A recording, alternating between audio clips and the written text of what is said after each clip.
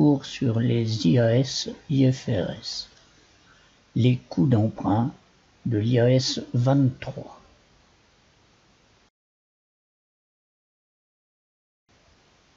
Les coûts d'emprunt sont inclus dans le coût des actifs qui exigent une longue période de préparation, on les appelle actifs qualifiés, avant de pouvoir être utilisés ou vendus.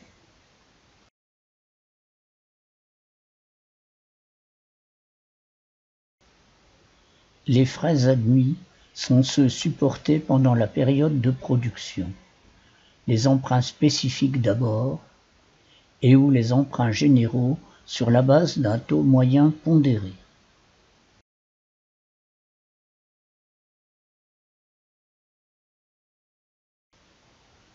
Sont des actifs qualifiés s'ils ont une longue période de préparation, les stocks, les installations de fabrication, les installations de production d'énergie, les immobilisations incorporelles, les immeubles de placement, ainsi que les plantes productrices.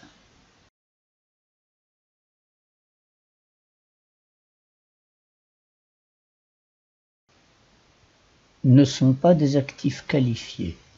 Les actifs financiers et les stocks qui sont fabriqués ou produits sur une courte période, et les actifs qui sont prêts à l'emploi ou à la vente au moment de leur acquisition.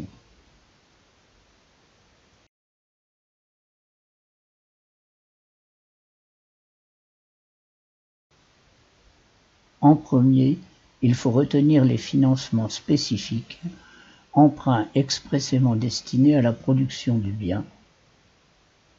Ceux-ci doivent être diminués d'éventuels revenus qu'ils peuvent procurer. Puis, les financements à caractère général pour la part utilisée pour la production du bien.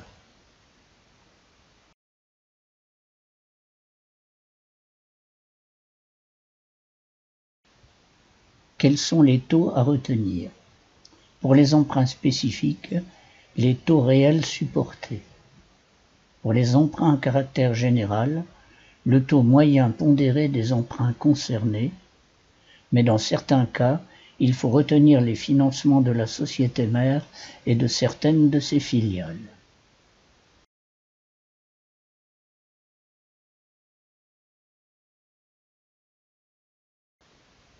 Exemple de calcul d'un taux moyen pondéré.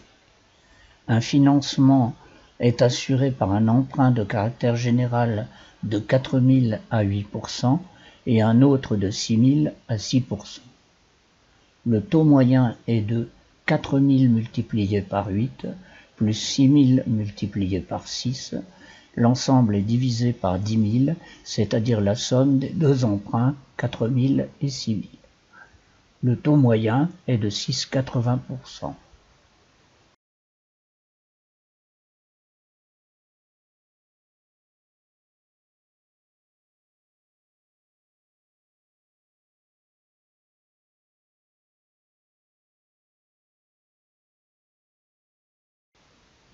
La période à considérer débute quand les trois conditions sont remplies. L'entité engage des dépenses pour l'actif. Elle engage des coûts d'emprunt et elle entreprend des activités indispensables à la préparation de l'actif, préalablement à son utilisation ou à sa vente prévue.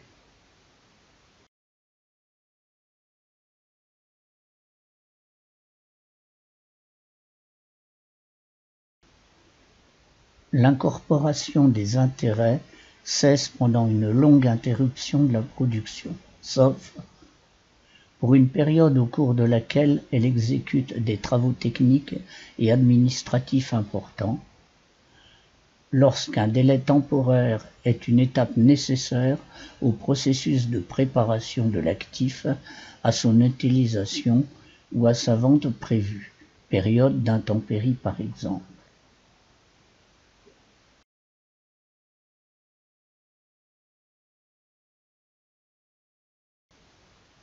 L'incorporation cesse lorsque les activités indispensables à la préparation de l'actif, préalablement à son utilisation ou sa vente prévue, sont pratiquement toutes terminées.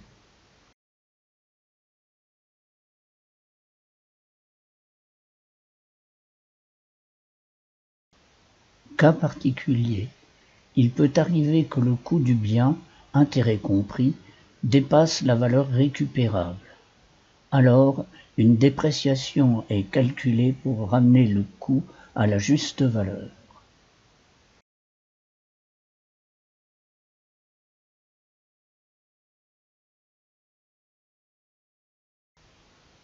Exemple. Un bien a un coût de production de 500.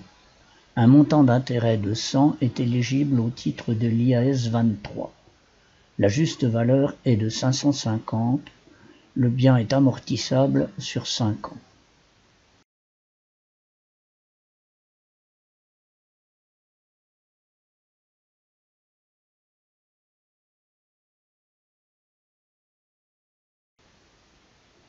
Le coût de production de 500 plus les charges d'intérêt de 100 donne un coût de bien de 600. La valeur comptable ne pouvant dépasser la juste valeur de 550, une dépréciation de 50 doit être comptabilisée.